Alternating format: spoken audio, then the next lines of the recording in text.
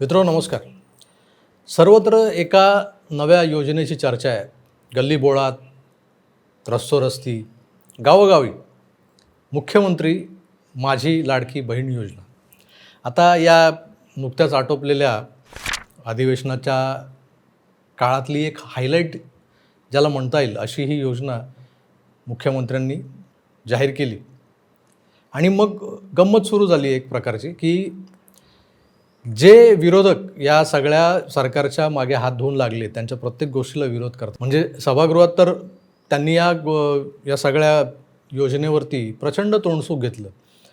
म्हणजे तुम्ही एवढे पैसे आणणार कुठून, याची तरतूद कशी केली, किंवा मग या योजनेचा नेमका फायदा काय, हे सगळं निवडणुका डोळ्यासमोर ठेवून केलं जाणारं थोतांड आहे, असं सगळं बोलून झालं. मग तो महायुतीचा महामेळावा त्या दिवशी झाला षण्मुखानंदमध्ये. त्यात भाषण करताना मुख्यमंत्री म्हणाले की आम्ही आमच्या बहिणीच्या सक्षमीकरणासाठी हे जे काही केलं आहे, त्यात जे काही सावत्र भाऊ आहेत जे या योजनेच्या विरोधात उभे राहिले होते, तेही आता या योजनेचा फायदा घेण्यासाठी, राजकीय फायदा घेण्यासाठी आपापल्या कार्यालयांच्या बाहेर व्यवस्थित मंडप वगैरे उभारून त्याच्यावर बाहेर बॅनर लावून मुख्यमंत्री माझी लाडकी बहीण योजना, इथे फॉर्म्स मिळतील, फॉर्म भरून दिले जातील. आणि अशा पद्धतीनं सगळे विरोधक आता हे फॉर्म भरण्याच्या मागे लागले. म्हणजे महाविकास आघाडीतले प्रमुख पक्ष उभाटा गट, राष्ट्रवादी, शप आणि काँग्रेस यांचे प्रत्येक कार्यकर्ते आपापल्या भागामध्ये या योजना राबवताना दिसत आहेत. तर याचं वारेमाप कौतुक मुख्यमंत्र्यांनी त्यांच्या भाषणात केलं की बघा आमची योजना किती चांगली आहे, की त्या योजनेचा फायदा सर्वसामान्य बहिणींना मिळावा, यासाठी जसे आम्ही झटतोय तसे ते सभागृहात विरोध करणारे सावत्र भाऊ या बहिणींचे तेही आता रस्त्यावर उतरलेत. पण या सगळ्या भोळ्या बाबड्या आपल्या सत्ताधाऱ्यांना एक गोष्ट कळत नाही आहे. तुम्ही जे लोकसभेला पराभव झाला म्हणालात ना, की यात 3 वेगवेगळे पक्ष आमच्या विरोधात लढत नव्हते, तर एक चौथा पक्षही होता. तो पक्ष म्हणजे फेक नरेटिव्ह सेटिंगचा. एक वेगळा फेक नरेटिव्ह सेट होतो आहे आणि त्याची पायाभरणी, त्याची मशागत, त्याची पेरणी हे आता सुरू आहे. माझी लाडकी बहीण ही जी काय मुख्यमंत्र्यांनी योजना आणली आहे, खरोखरच चांगली योजना आहे, जी मध्य प्रदेशात लाडली बहना या नावाने गाजली होती. शेकडो, हजारो, लाखो महिलांनी त्याचा फायदाही घेतला. महाराष्ट्रात असाच फायदा सर्वसामान्य महिलांना मिळावा, गरजू महिलांना मिळावा, यासाठी एका चांगल्या उद्देशाने राबवली जाणारी योजना कालांतराने, म्हणजे आता तुम्ही पुढच्या 2 महिन्यात बघा जेव्हा या गोष्टीची अंमलबजावणी व्हायला सुरुवात होईल. आता तर सध्या नुसतं फॉर्म्स भरून घेतले जात आहेत. हे फॉर्म भरायला जितके सत्ताधारी म्हणजे भारतीय जनता पक्ष आणि शिवसेना या 2 पक्षाचे कार्यकर्ते जेवढी मेहनत करतायत नाही म्हणायला, ते त्यांच्या शाखांमध्ये, भाजपच्या कार्यालयांमध्ये रांगा लागलेल्या दिसत आहेत.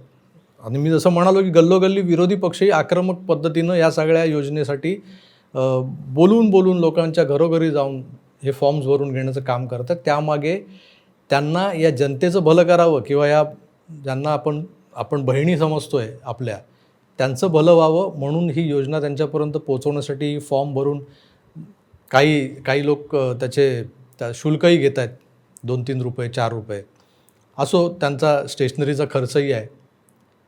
ते तलाठ्याने जे काही पैसे मागितले होते त्याला बांबू बसलेला आहे मुख्यमंत्र्यांनी सांगितल्याप्रमाणे. पण ही मंडळी काय 2-4 रुपये घेऊ द्यात, काही हरकत नाही. हे सगळं घेऊ नये. हे फॉर्म ज्या पद्धतीनं भरले जात आहेत ते फॉर्म सदोष आहेत. हा डेटा जो या विरोधक मंडळींकडून जो भरून घेतला जातो आहे तो सदोष आहे. आणि उद्या या सदोष फॉर्मला स्क्रुटिनीमध्ये, छाननीमध्ये जर बाजूला फेकलं गेलं आणि या गोरगरीब महिलांना जर त्या योजनेचा फायदा झाला नाही, यांना तो लाभ मिळाला नाही, तर त्या महिला, त्या बहिणी ज्यांना आमचे मुख्यमंत्री आपली लाडकी बहीण म्हणून सन्मानानं नांदवायला बघतायत, बहीण पहिली शिवी कुणाला हासडेल तर मुख्यमंत्र्यांना. जो भाऊ तिच्या भल्यासाठी पुढे निघाला आहे ना, त्यालाच पहिली सनसणी शिवी घालणार आहे. कारण तिला लाभ मिळत नाही आहे. तिच्यासोबत कोणतरी दुसरी गेली होती, तिला मात्र पैसे मिळायला लागले. तिच्या घरात 2 महिला आहेत तर त्यांना 1500 असे 3,000 रुपये येतात. माझी काय चूक? माझे सारे पेपर्स योग्य होते, मी सगळी कागदपत्र जोडली होती, तरीही मला ही योजना का मिळत नाही? या एका प्रश्नावरती नुसती शिवीच नाही, नुसत्या शिव्याशापच नाहीत, त्या घरातली 4 मतंही यांच्यापासून दुरावतील. हा जो काही फार्स चालला ना विरोधकांचा, जो कनवाळूपणा इतर बहिणींसाठी दाखवला जातो आहे, अहो या सरकारनं, सत्ताधारी मंडळींनी ही योजना आणली आणि ती योजना डोक्यावर घ्यायला हे विरोधक काय हरिश्चंद्राची औलाद आहेत का? हे पक्के बनेल. हे मुद्दाम हे फॉर्म्स भरण्याचं सगळं षडयंत्र रचतायत आणि हे फॉर्म सारे सदोष नाही निघाले तर मला विचारा. हा धोका या सरकारी यंत्रणांनी आताच ओळखून हे जिथे जिथे हे फॉर्म भरून घेतले जात आहेत तिथे तिथे आपला एक अधिकारी पाठवावा, एक आपला माणूस बसवावा आणि त्याच्या देखरेखीखाली हे फॉर्म योग्य रीतीने भरले जात आहेत की नाही हे पाहून घ्यावं. नाहीतर ही योजना बुमरँग म्हणून जर या सरकारवर नाही उलटली तर लिहून घ्या, फार मोठा ब्लंडर, फार मोठा बवंडर आहे, जो येत्या निवडणुकीत ज्या पद्धतीनं सरकार समजतं आहे की ही एक मोठी लाभदायी योजना आहे आणि त्या लाभदायी योजनेचा फायदा या सरकारला सुद्धा मिळू शकतो मतांच्या स्वरूपात, कदाचित हे उलटंही होऊ शकतं. मोठा एखादा चंक असेल की ज्यांना ही योजना मिळालीच नाही निव्वळ चुकीचे फॉर्म भरल्यामुळे, तर तो चंक तुमच्यापासून दुरावला जाऊ शकतो. ती मतं हिरावली जाऊ शकतात. ती मतं या सगळ्या लबाड लोकांच्या पदरात पडते. तेव्हा योग्य वेळी या सगळ्या गोष्टींकडे निव्वळ बघा आम्ही हे केलं आणि मग ते लोक पण जागे झाले, आता ते सावत्र भाऊही बहिणींसाठी काम करतायत, चुकूनही या भूलतापांना बळी पडू नका. हे सगळे अंधारात तीर मारणारे लोक आहेत आणि यांचे तीर योग्य ठिकाणी लागण्याआधीच ते सगळे भाते, त्या भातातले बाण हे काढून मोडून फेकून दिले पाहिजे. त्यासाठी एकच गोष्ट करायची, सरकारमधला सरकारी एखादा कर्मचारी प्रत्येक ठिकाणी प्रत्येक विंडोवर बसवावा, जिथे जिथे हे सुरू आहे, ज्यांना तुम्ही अधिकृतरित्या मान्यता दिली की यांच्याकडून आलेले फॉर्म आम्ही स्वीकारू, त्या ठिकाणी सरकारी कर्मचारी हवाच. त्याच्याच देखरेखीखाली हे फॉर्म भरले जाऊ देत, नाहीतर हे फॉर्म उद्या चुकीचे भरून मोठा गोंधळ माजवणार आहेत निवडणुकीपूर्वी, एवढं लक्षात ठेवा. ही आशंका निव्वळ माझ्या मनात आली, माझ्या सुपीक डोक्यातून कल्पना निघाली असं नाही आहे, तर मी काही ठिकाणी प्रत्यक्ष जाऊन पाहिलेलं आहे आणि माझ्या निदर्शनास आलेलं आहे या सगळ्या गोष्टी.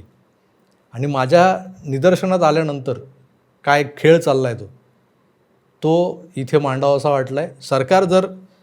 सरकार म्हणण्यापेक्षा सरकारमधलं जर कोण जबाबदार माणूस माझे व्हिडिओ पाहत असेल तर त्यांनी माझ्या या सूचनेचा नक्कीच विचार करावा. एवढंच सांगतो आणि इथेच थांबतो. पुन्हा भेटूच, तोवर आपली काळजी घ्या आणि पाहत राहा आकार DG9. धन्यवाद. नमस्कार.